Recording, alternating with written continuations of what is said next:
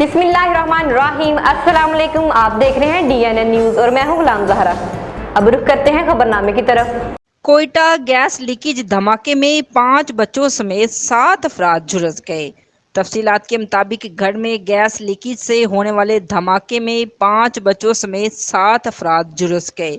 Police के मुताबिक कोयटा के मशरकी बाईपास पर घर में गैस लीकेज धमाका हुआ, जिसमें 5 बच्चों समेत 7 अफराद झुलस गए, जिन्हें इतला मिलते ही रेस्क्यू करके सिविल अस्पताल मुंतकिल कर दिया गया है।